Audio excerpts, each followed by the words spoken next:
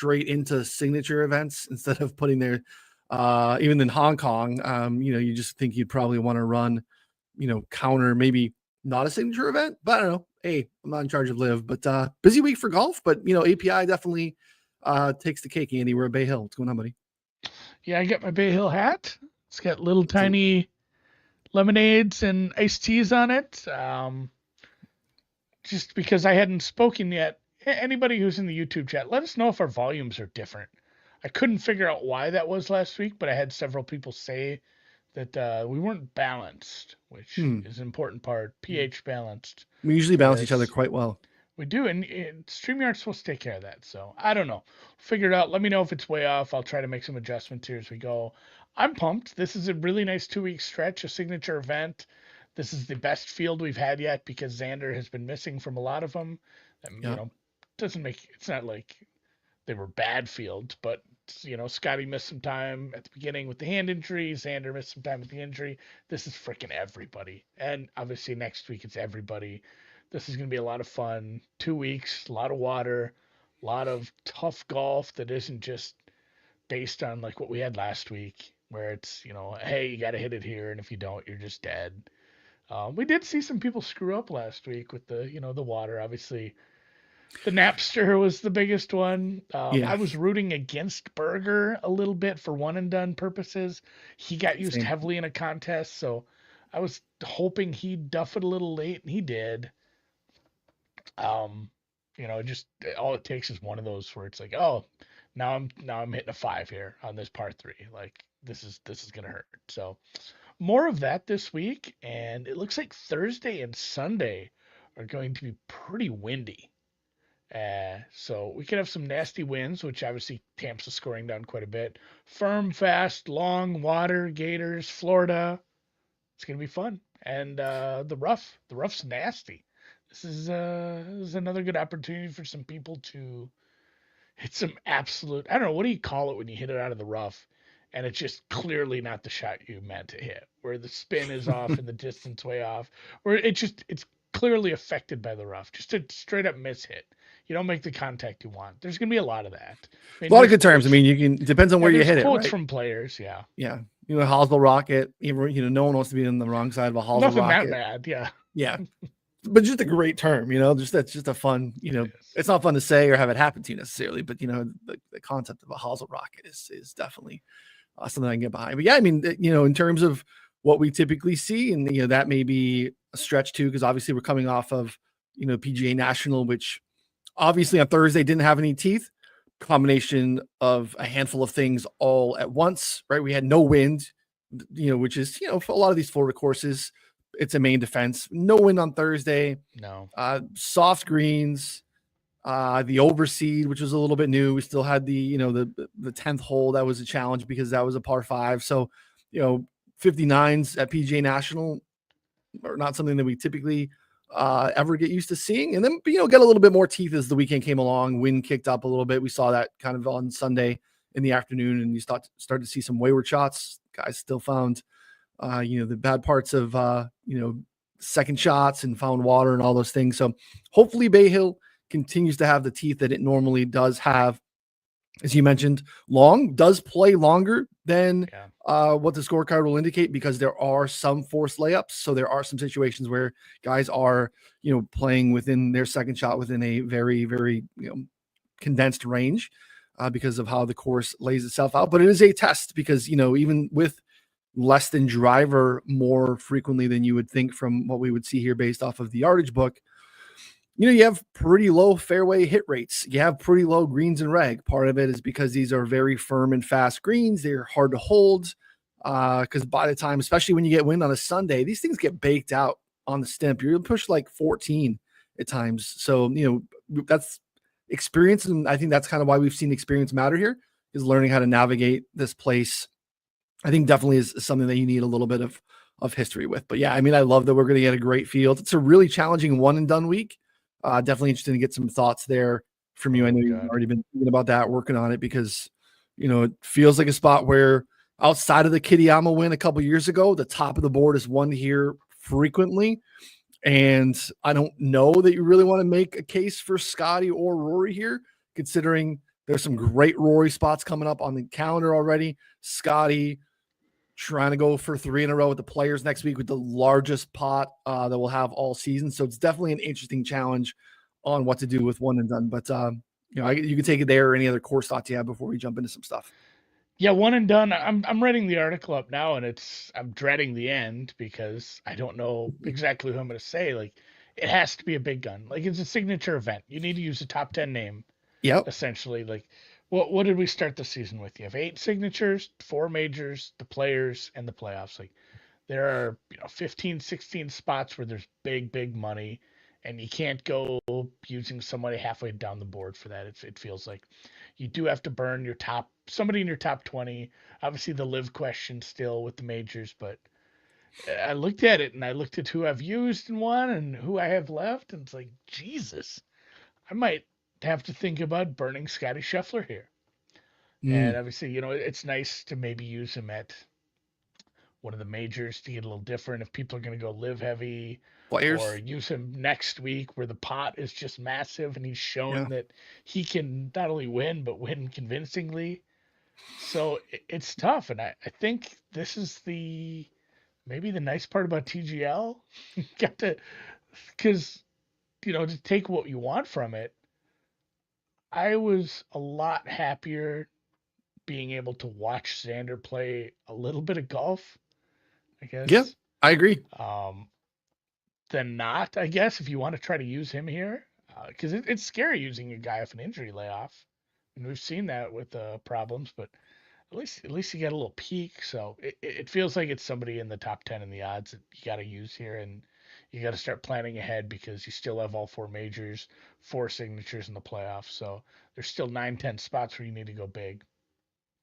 Yeah, it is tough. It was. I agree with you. I mean, I think having seen him at least swing the club a little bit was encouraging. I do think we're getting a little bit of a discount that I think is appealing. I think it's going to be an interesting spot where what they do with that number, because last year he was around 15 at this event last year. Now we hadn't had the multiple majors, which is I think definitely something that is impacting maybe the perception of him being able to close against, top level competition. Cause it just was a guy that would consistently top 10, but, getting over the finish line on bigger events was something that he sometimes struggled with, and winning golf tournaments is hard, but, now he's definitely cleared that hurdle, and he's, 18 or so. Guys talk about that too. Mentally, like that had to sit with him. Like, I can't win the big one.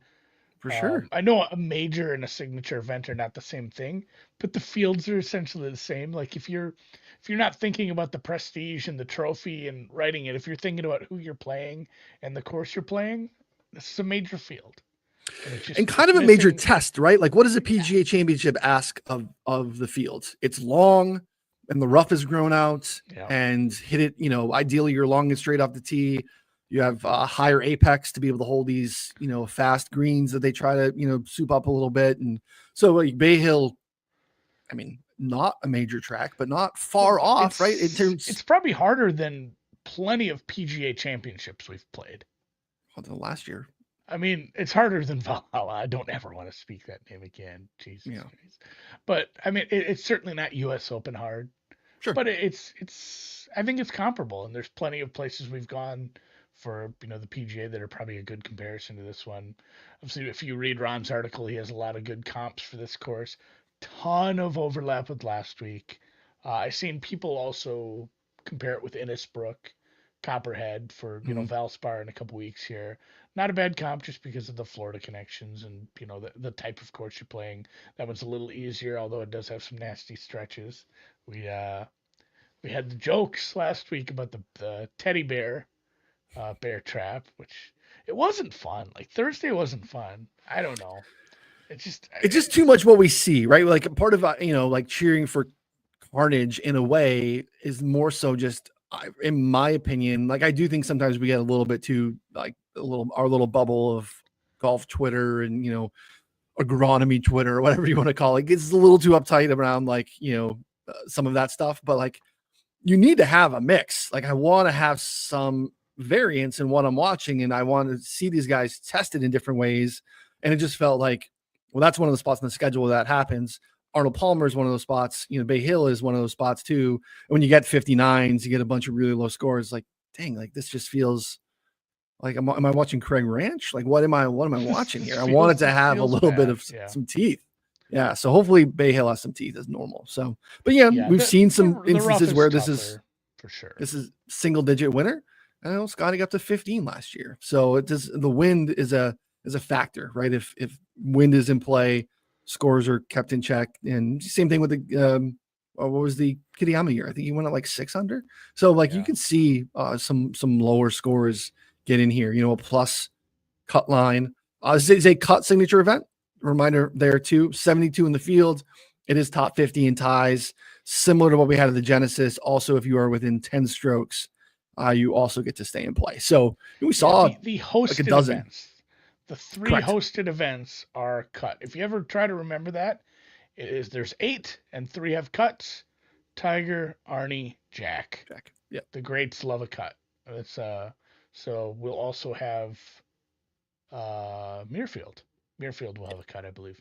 Yeah. So remember that if you're making DFS lineups or finishing position bets, you can miss here. Yeah, you can miss the cut. Miss the cut, and you won't get 6 to 6 necessarily. Speaking of that, I do want to talk about a matchup bet. I didn't post these in like the newsletter anywhere, but I put them in the Discord and I talked to some people about them. I played against Joe Highsmith last week in a matchup, a full tournament matchup. I've had one of these where I've played a full tournament matchup with the winner, and I played it against, somebody that missed the cut. I played Mac Meisner over Joe Highsmith. I think that's like 30 stroke difference. He was like 10 over me. Well, Mac was one of the guys that did not handle Thursday like it was soft conditions. He forgot it was supposed to be easy. Yeah. I just wanted to self-deprecate a little. Again, it was another week where I had some guys in the mix. Griffin and Henley were right there. Billy Horschel looked like he was going to be right there. Putnam made a run as a big number, but I needed like a little bit better Saturday, a little bit better Thursday, Friday out of him, obviously too. But I had some guys in the mix. Didn't quite get there last week. It would have been nice to, 2 weeks in a row would have been nice. But we'll try again this week. I'll probably have a decent card, but it's going to be top heavy, I believe. I don't want to go too far down the board this week. It's awful tough to make some cases for I don't know if I can make a case for anyone 50 or above, honestly, at this point. I can make light cases for them. I can make some top 10 bets, and if the prices are right, maybe I'll look at them. But at first glance, it's like, man, it's like somebody in the top 5 is probably going to win. And if not, it's going to be, 2 or 3 of these guys in that second tier that are competing. And there'll be some people in the mix, but how do you pick them? Tough. I mean, if you look at last year's spot, for the most part, you had some Wyndham Clark sneaks in there. He was probably longer than he should have been, but feel like he continued to get disrespected in the odds board. Shane Lowry played well here last year, Florida guy. It was nice to see Zalatoris kind of build off of coming back and playing well here last year as well. But obviously Scotty clearing it with a insane 66. When really everyone else had a lot of trouble in the 4th round, comfortably cleared. There's only 4 rounds in the 60s on Sunday here last year. Scotty 66 just buried this field. So this is what you can do. This is kind of where it flipped the switch. When we saw the mallet, we saw that change when it felt like what we're watching is a little bit different all of a sudden. It's a little terrifying.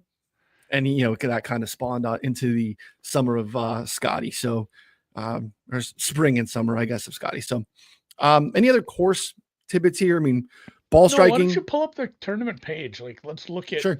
That's one of my favorite research things to do. Is just look at. How does this? There's a lot of comp courses. We talk about that. This course is like this course, and this course is like this course, and they have similarities. But I do like to look at what's incredibly difficult here compared to an average course. What's incredibly easy here compared to an average course, And how do those things, sometimes those things are connected, sometimes there's not. Yeah. Sometimes those things need a little context when we make big changes to the course, like a huge overseed. So I definitely want to take a look at that. I like scrolling down on Bay Hill and taking a look at some of that stuff. You can go into the course stats page here if you're watching on YouTube. We appreciate it. Subscribe.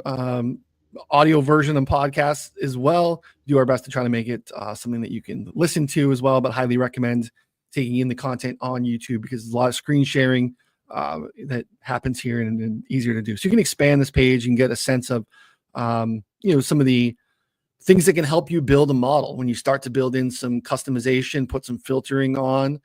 This is going to give you some of the answers. Now, be careful. Don't overfit. Don't start to, read Ron's preview. Look at all of the key stats that Ron says matter this week. Turn all those things on and then try to get data from that. You're way overfitting. So, a couple different things here and there, a couple things combined, most of it independent of each other. You can see here scoring conditions are on the difficult side.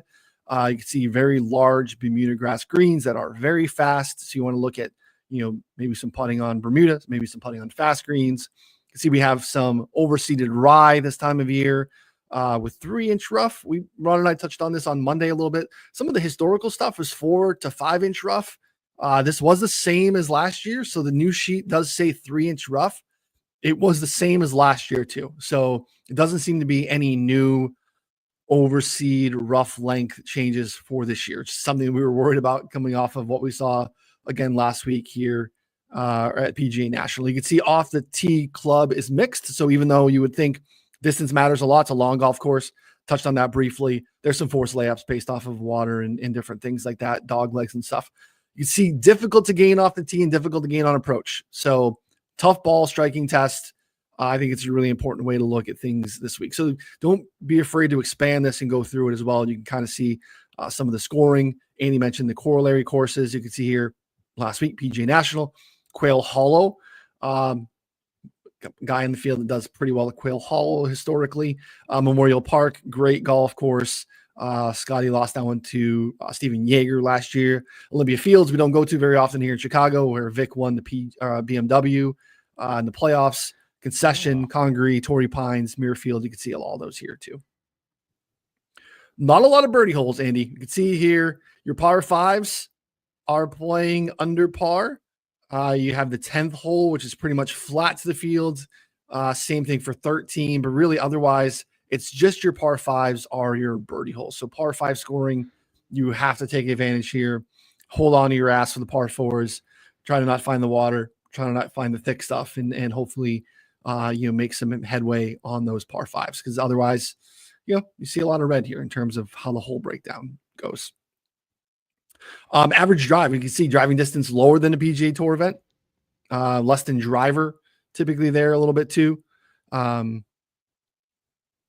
Matt's telling me that the screen is blank, just the green turf. So I'm not sure what that means, but hopefully people can see the screen. You can see the screen, right, Andy? Yeah, I can. All right. You know what? You just keep talking. I'm going to pull up YouTube and see if it's a Matt problem or a me problem. Yeah. Chris is saying it's blank too. All right. Huh. Well, kill it. Kill it. Bring it back. Yeah. We're looking at the screen, so I apologize. Thanks for letting us know. I'm going to talk to my friends over at StreamYard. Been giving me grief. See I'll try to reboot that quick. If you're listening in podcast form. Yeah, you didn't miss anything. You didn't. Right. No, I wonder about the Rory stuff too, and we've seen him play pretty well this year. The Quail Hollow thing is just burned into my brain, but kind of going back to the one and done conversation. If you use him here, you can't use him there. Right, and it's a major, right? So, it's about the same money though. Yeah. So it's still not working. That's dumb. Interesting. Yeah, we got to get over with our friends over at StreamYard. I'm not quite sure what's going on there. Maybe it's one of these demo things that's in their corner. Yeah, I pulled it up on YouTube. It's like the shared screen isn't there. Start mixing these up. What about this? Yeah, I don't know. Oh, I fixed it. All right, we'll just go with this full screen one. Hey, I don't know. all It right. was so there's different layouts and where it puts our pictures. So we'll use Okay. this one because it works. But Get our ugly faces as off. Ryan was pointing out, under the driving distance, a lot of less than driver. Yeah. There is a lot I of was layout walking through spots here. this. If you look on the screen, course fact sheet on the site, go through this, expand it. You can see all the details here. Again, this is really helpful when you're building out your models. Whole stats again. The greens are the par fives, other than 13, which is playing 10 and 13, which are basically flat to the field. Off the tee, driver distance below PGA Tour average, even though distance matters a ton. Obviously, that leaves us with a lot of longer approach shots. We'll see that here as well. And again, even though we're not hitting driver a ton, you see accuracy lower than tour average, good drive percentage lower than tour average. So all these things matter quite a bit. So I agree with Andy. I think this is a great way for people to start their research for the week. Very much better way than going and looking at course history and see how people did here last year. Not a super sticky course history place, even though I think experience here does matter. Approach shot distribution, another thing I really like to look at. And you can see here, everything's kind of flat. You see fewer, gap wedges, fewer shots from less than 150 in. And you start to get in, once you get into the total 200 plus, you can see here about 5.5, 6% above tour It's the average. 200-yard plus stuff. I hadn't Yep. looked at this yet, but I did pull up my model from last year. And I used 5 things. It was like form, greens and reg, probably with some splits in it, ball striking, some other stuff. But one of them was 200-yard plus approach shots. And I assumed I did it for a reason. But yeah, that is a pretty big disparity Yep. for just 200 yards plus. It was like 26 compared to roughly 20 for the tour average. So because of the forced layups, because of, I don't know, some of them aren't even forced layups, but there's people maybe play a practice round here or have some experience here and know, like, I can't get in trouble on this hole. Like, I can't rip driver. Sure. I struggle. I watched a really fun video about that once. And I think it was a caddy. Or no, it was Fawcett. It was the decade guy who, Yeah. some players have used him where he's like planning out shots and he does this thing where he puts it on the overlay of the hole and he shows this is like the distribution of where the shots are going to go. So this is where we're aiming because, it takes in less of this bad side of the rough and puts us out of position. And, I think there's just some holes where people see their plan or they play practice holes and realize, like, man, I could rip driver here, but like 3 out of 5 times I'm going to be in trouble. And it's not worth the risks. There are sometimes people are clubbing down just to, take less risks in some of the tougher par fours. And you're going to end up with these long iron shots. And the guys who can do that well, or people who are just like Scotty Scheffler, good at everything, are just going to perform well. Yeah, it matters a ton. I don't know how I feel Decade about Golf. the Fawcett guy, but I like it. I like Decade Golf. I'll be honest. I liked what he did. It was fun, like watching him plan out the course. It was similar to, conversations we've had with like Mull and Rathut, and just honestly, like that 3rd episode of Full Swing, which, sorry, I know you're way behind. I'm on the But they second. got into some of the caddy stuff. It's fun watching those guys like get there early and walk the course and figure it out and make plans and decide on, this is what we got to work on in the practice rounds and this is the shit we need to watch out for. Yeah. So it's interesting, but yeah, kind of back to the point. Tour average, 18.9% of approach shots are 200 plus from the fairway. Here, 26%. So 7% above difference at least. Yep. Pretty big gap too. So you can go through some of these other things if you want to see. We obviously just saw, the par 5 scoring is crucial. We're dealing with fast, as we said, fast Bermuda grass greens. There's some corollaries again to what we've seen last week in the Florida swing, which again, you could see if you were to take a look at some of these, correlated courses. Obviously these are not all Bermuda grass green tracks, but I think you can go ahead and look at that. I think it's a good week to get a sense of who performs well on fast Bermuda greens because it is a specific thing. You can get into the previous leaderboards here. You can see how Scotty separated with that 66 on Sunday, as mentioned. But, look, he won here with 5 under 2022. Really very difficult test. Kiriyama at 9. Again, it's a matter of, does the wind kick in? We know the wind kicked in a ton in the 2020 Hatton year where he won at 4 under, right? So this place can have some teeth, especially when the wind becomes an issue. Obviously, we'll have to look at that, as Andy's touching on. Looks like Thursday, and then Sunday it starts to be a little bit more problematic and can kick in a little bit. So great spot to start your research. Sunday is tricky because it's so far away, and sure, it's not guaranteed. It looks like Thursday is going to be pretty gusty. It's funny. No similarities to links golf outside of this course plays very different if the wind is really kicked up. And it can play easy, like you saw. We had that low score from Scotty the other year. But if the winds are kicking up on Sunday, it's gonna be awesome, honestly, because hopefully we have a good leaderboard. I assume we will, considering the field. And if there's rough conditions like that, that just makes for the best kind of Sunday viewing. Yeah, I agree. At top of the board, in contention, tough conditions. I mean, it's good theater for sure. Do you have a pull up? I don't have it saved as an expert. You can't. Did you build a model yet this week? I kind of just want to look at what you've done already. I did.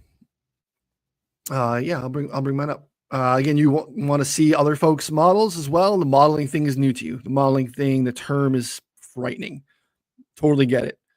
We try to do the content this way to make it as easy as possible, to make you understand that this is something that, just mess around with a little bit, read the content, go through that course fact sheet, and then look at other people's models. If I always advise, if you're comfortable in Excel, wisdom of the crowd, you can download any of these into a CSV. You can weigh other people's models, differently, and kind of just build off of that, or go into someone that you enjoy their content.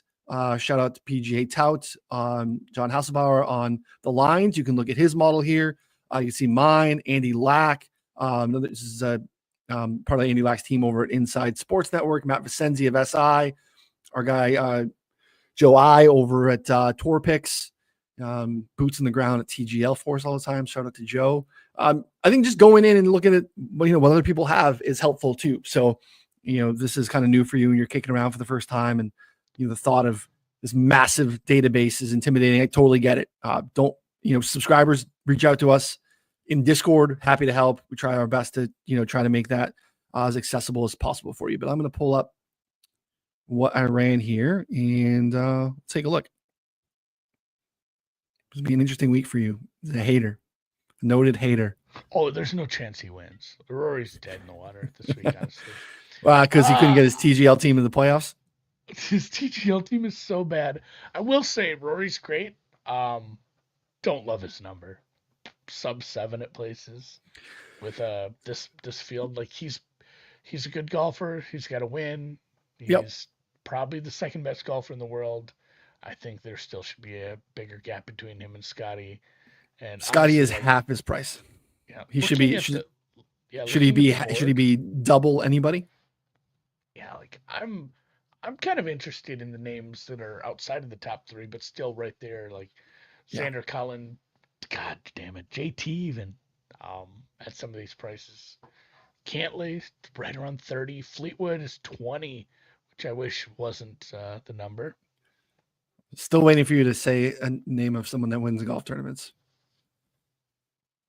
You just said a bunch of dudes. They're all good golfers. Sam Burns can win a golf tournament. Yeah, it's been a minute, but it's true. God, I mean, Clark's a huge number, but his play has been a little up and down. And who do you want me to say here? No, I was not expecting you to come on or to see my model and be like, Rory, yes, I'm in. I know that was not happening. Not at like plus 685. Just I get it. In a full field with basically the whole top 50 here. I don't know if I can do it on this course. For sure. He has won here in the past. He's played very well here in the past as well. I mean, I'm showing my cards here. I bet Rory, but I got 850. Again, just still awful. Still an awful bad. We'll have to clip this. I did that so we can clip it when he wins. But no, I mean, he's amazing. I just can't get behind the price currently. I get it.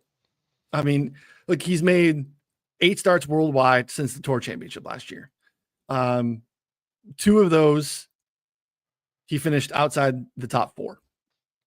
2 of those were also wins. So, the win at Pebble was impressive because that's not a spot where you would expect him to be able to. I mean, he's great, right? Great golfers can do it anywhere, but like he separates so much off the tee, and when he had the opportunity to do so, he did, but that was just kind of mitigated a little bit because of how short the course is.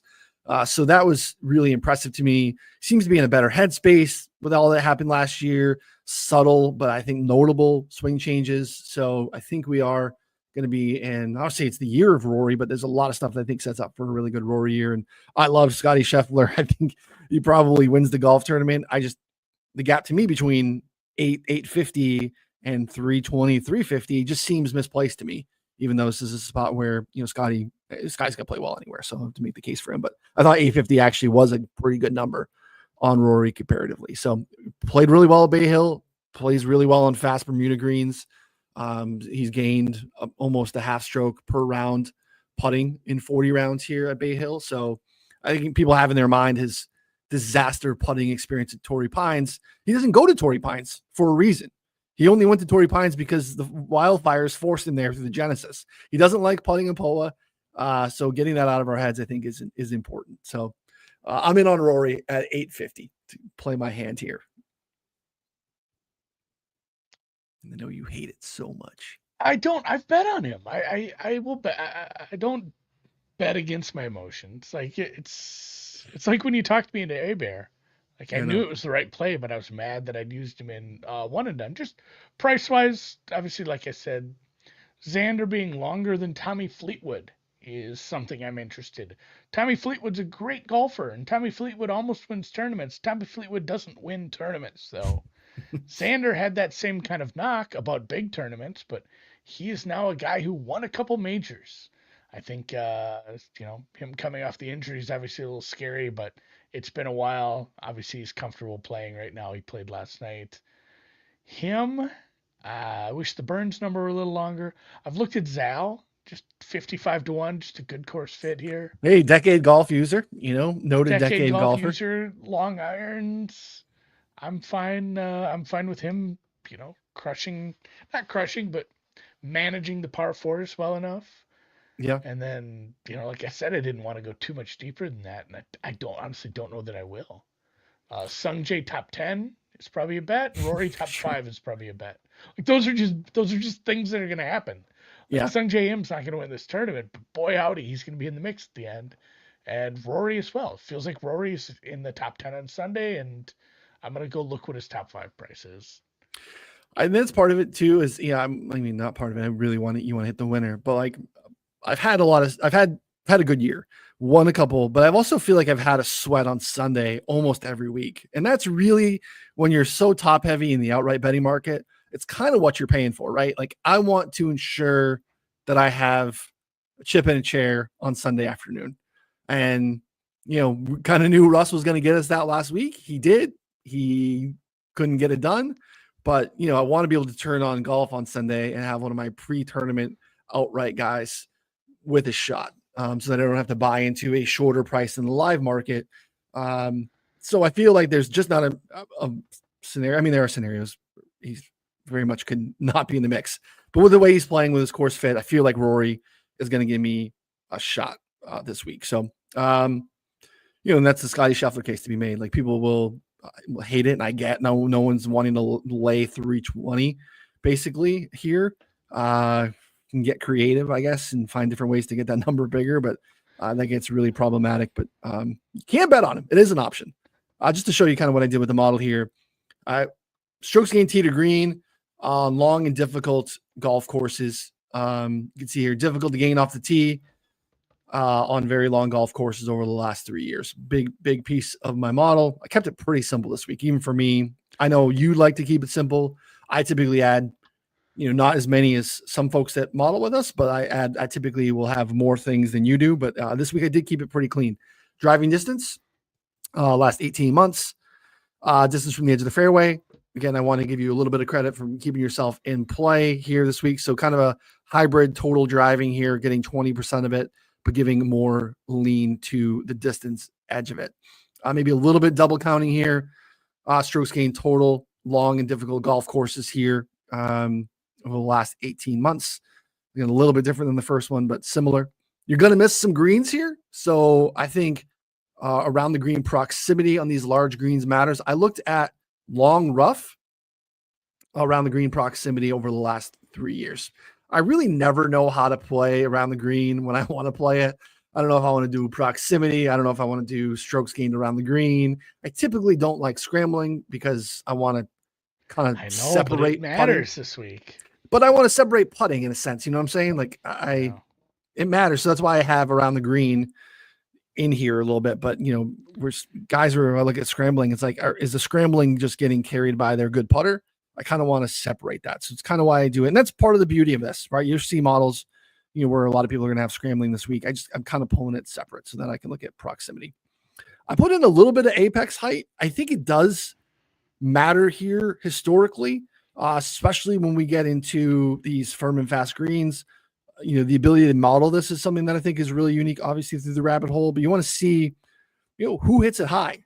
You want to be able to hold these greens. I think it matters a ton this week. So when you look at apex height, Keegan, who's played really well here historically, Ludwig, Benny Ann, Minwoo Lee, Dietrich, Pendrith, Jaeger, Jason Day, Rory, Sam Stevens. So some guys with some distance. But then you look at a Mac Hughes, like apex height, higher than you would maybe expect. Again, it's catching this off of, off the tee, but I think there's some transition in how it translates to your approach shot as well. And then the last two are putting, strictly baseline putting, and then putting on fast Bermuda greens over the last 3 years. So that is how we landed the plane here. I was really surprised to see Akshay in the top 3 of the model.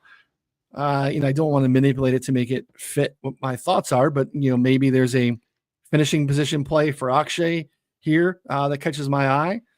Finau models well, as he should. Keegs, Connors with a heavy weight of ball striking. Sam Stevens is another number deeper down the board from a DFS standpoint that's modeling pretty well here. Distance stuff matters, but yeah, nothing too surprising. Have you made any bets at all? No, just looking. Nope. Swimming around those names. Almost certainly going to take that 22 at Chris on Xander. I like it. I do. Zal 50 plus, very much in consideration. And like I said, looking at probably some top 10, top 5 Rory, top 5 with ties. You can get probably about plus 150, plus 160. And then Sungjae with ties, top 10, looking like plus 275. Okay. So that's the card so far. Is that those 3 bets, and I don't think anything else is locked in for me. It might be a light card. It might be, a couple other guys that I like that I just say, fuck, this guy can't win against these guys. He matches up good. He looks good. He can't win. Eckroat, guy who's won at a Florida course 2 years or last year at the COG. He modeled out high for me initially. I forget what he did. Yeah, there's something that I did that he modeled out really poorly. And yeah, it looks like fast Bermuda putting, which is surprising considering he's got a win there. And then this strokes gained, difficult scoring long golf courses. He last 18 months modeled pretty poorly for me. He's the Eckroat, so never going to begrudge the play on the Eckroat. Again, with ties even, he's like plus 250 to top 20. That's maybe a look. Yeah. Who else model do you want to look at? We'll do this today. See someone else. Yeah, I like this. Just looking at the expert ones. Who haven't we looked at in a while? Let's look at John. Most recent. John Hasselbauer. At PGA Tout on Twitter. Follow John. Great preview if you're not reading it. Ooh, just sexy model. What do we got here? Oh, I think this is his what do we got here? He's got all golfers. So let's default to our API field. What do we got going on here? Well, this is the API field. All right, Sepp Straka, top of the model. So don't hate that. Let's see here. We got not a ton of stats. So I like to see what we're doing. Course history. Oh, so this is Grand Reserve. This is his. That's why. I'm like, this doesn't make sense. This is his model for Puerto Rico. I'm like, wait a second. Oh, API model. My bad. He labeled it We have correctly, not. Yeah, we've I not clicked on talked it. about that. That is the answer. I guess I was gonna say it and I forgot to mention it. We got to talking about something else. But how do you bet Scotty? You parlay him with the winner of Puerto Rico. Rico. Like I've not spent any time looking at that, but the field is in. You can make models for Puerto Rico like we just saw. Somebody already did. I don't know who to bet. It's probably Rico, Matty Schmid. Thor is Oh, like 33. Thor is 40 at some places. Thor Oh, Bjornsson. okay. Yeah, there's a few names down there I could be talked into. Where's Michael Kim playing? The guy's just playing good golf. He's here. He's Bay Hill. He's at Bay Hill. Oh man, he would have Yeah. won Puerto Rico. Just I playing wanted the best golf Highsmith. I he's thought done. Highsmith was a very interesting selection, and he earned himself to the big boy That's tournament. crazy. Yeah, he'll play at the Masters, man. Life changing shit. This does not want to pull his model. We don't want to see his model this morning, apparently. Or maybe no, we don't want to pull any other models this morning. StreamYard, not our friend today. Mine pulled nicely, but we're spinning wheel of death on all subsequent models to be pulled. Well, who else did you bet? What else you got on the docket for the week? I bet one other guy. I bet another gentleman who's already won a signature event. He's won the most recent signature events. I took a 17 on Ludwig. So I am 2 just top of the board shots. Rory, 850. Luda, 17. This is the 3rd time he's played this course, so that helps a little bit because you've seen that kind of course history matter a ton. And I think he's obviously he fits anywhere, but I think these are the courses that we think Ludwig is going to be able to separate on as these places where long and straight off the tee, long approach game. And that's really where he is at his best. You look at his player page, proximity from 200 plus, bright green since he's been at Tour Pro. Real solid everywhere, but his 150, 200 plus is where he's at his best. We saw the apex height, something that I like here this week too. And that's something that he's one of the top in the field, hits the ball high and far, and a fantastic putter on fast Bermuda. If you actually look at all the guys in the field who've played at least 8 rounds at Bay Hill, Aberg is gaining Oberg is gaining 1.06 strokes per round putting on fast Bermuda greens at his tops in the field. So he kind of just fits this spot. So if I'm, basically fading Scotty, I want to take a shot with a couple of guys that I think are kind of in that next spot. So I also like your Xander play. I like that number on Xander, but I think those are really the top 3. It's just kind of courage on Xander from an outright standpoint, or maybe from a one and done standpoint. It's something that I maybe need to get, and maybe you're going to give me here. So those are my top 2 plays. That's it. No down the board bombs, no long shots, no sprinkles. Those are expensive tickets. So I need Rory or Ludwig to get home. Yeah, it's a fair price on Aber too. Like 16 at Chris right now. Okay. Maybe I do need a couple shots up top. Aber, Xander, and boy, I don't even know if I want to add Zal. I kind of might add Zal. I don't hate Zal. It's what you said, 50? Yeah. 55. Yeah. Yeah, 55 is good. I mean, wait, is Chris 70 on him? This is old. I think, yeah, odd screens are a little slow on Chris sometimes. I actually have one live. Okay. Oh, I just did a reshuffle. He's still 55, where everything flashes red. Yeah, that's the best number on him. Domestics, he's shorter. He's 45 and 50. So I don't hate that. I mean, Hovland's another one that it's just tough for me. Like, Hovland 55 at Bay Hill feels like, dang, this is just such a good track for good Hovland.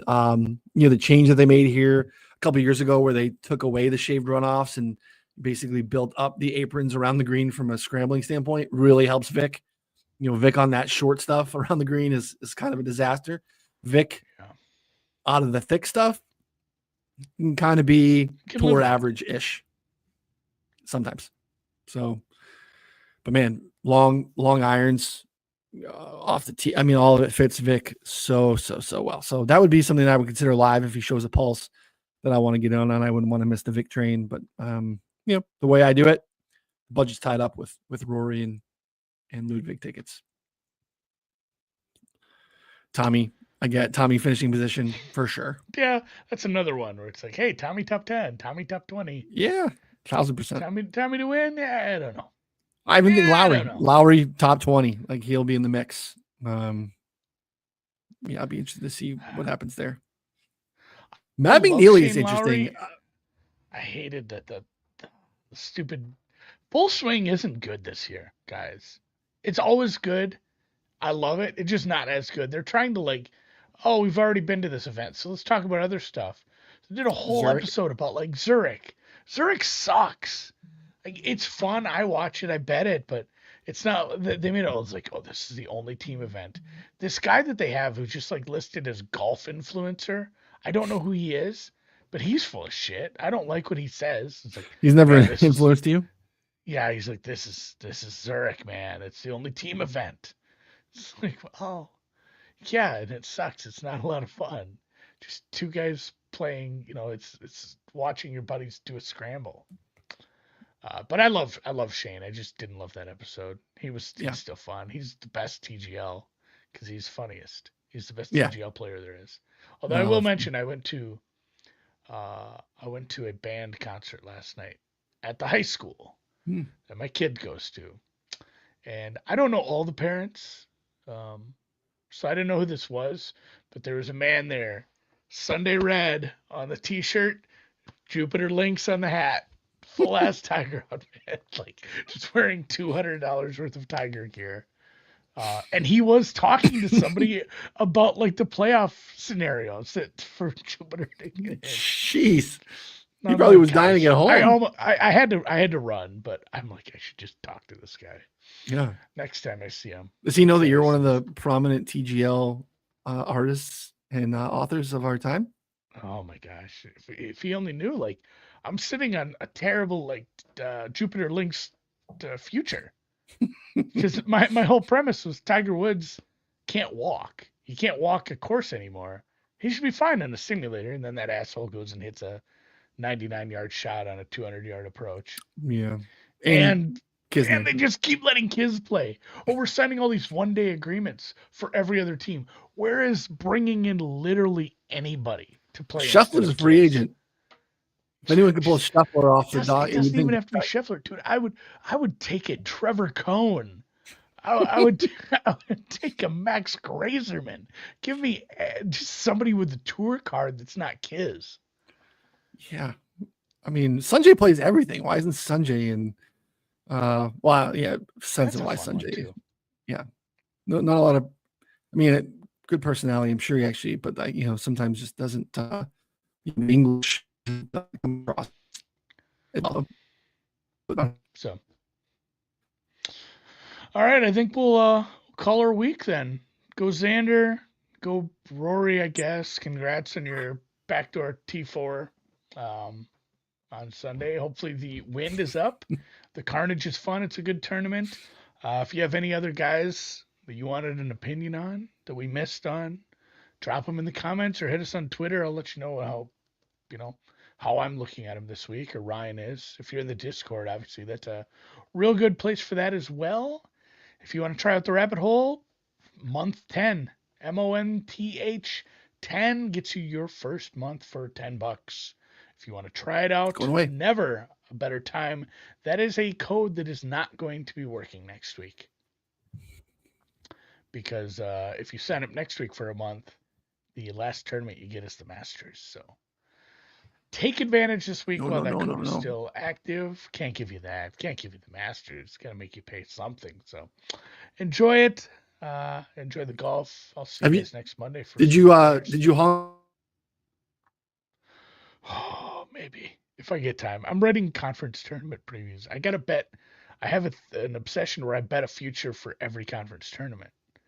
So my Yeah. Jacksonville Dolphins down by 11 at half ended up winning by like 17. That was nice, or a Hmm. bunch. I don't know. They had a nice second half. So far, we're alive in everyone. All four. Three of them haven't started yet. Looking forward to tomorrow, the Big South, the Northeastern, and the Ohio Valley. That's what I'll be writing up. But yeah, I'll take a look at Hong Kong. Live feels very, very dead to me, right? It Like, does. there's so many reports of, hey, this guy's contractor's up and he wants to come back. And there's so many reports of, like, we're going to combine anyway. And it feels like maybe Live just changes what it is. And it could be like a feeder tour, or if it wants to continue to exist, it maybe plays normal golf. I don't know. I have no idea what's going to happen. We've been so close to a deal for like a year and a half now. I just want to see some movement, and like Bryson and Brooks and Cam and Joaquin should be playing this week. I know. It And feels and like we're Lewis. robbed every time it doesn't happen, but hopefully soon. I don't know. Hopefully soon. I Yeah, live long shot for you. Live feels deader than the Boston Common. Lefty 501. Go get it. 501. Hey, he's playing better golf. Maybe I'm watching too much of Horvat? my guy Grant Horvat and Phil against the dailies. Where Phil's chipping in all over the place. Putter's a little loose still, but the ball striking looks pretty good. He's drinking his 4 wellness. He's eating his gummies. Is he And his pitching energy. products while he's playing? Oh, 1,000% pitching product. Loves doing that. Oh, hey, Yeah. have you tried my prune juice mix? Or have you tried these gummies? I have my Yeah. magic coffee, and here's a. Yeah. He's turning into Shaq, where he's just gonna pitch everything. Yeah. How is He's he not in pitching. commercials? Yeah. Live. Remember, he Probably. did the one where he was Yeah. or whatever. All right, no live take for me. I just ride with Ryan. I'm put Lefty. $5 on Phil at 500 to 1. Let's get it. Wake up to a miracle, guys. So look forward to next week. We'll talk some players. One of the best events of the year. Enjoy Bay Hill. I will not Like I talk said. players, but I will miss players. I will be watching players, but I am on my own golf adventure next week. Oh yeah, maybe I'll get some. I'll see if I can find a fill in for you. Yeah. Get Ryan's Cal. gonna be golfing. Robert, Trent, Jones, and Ryan shaking hands. Mhm. So, all right, hit the thumbs up on the way out. See you guys.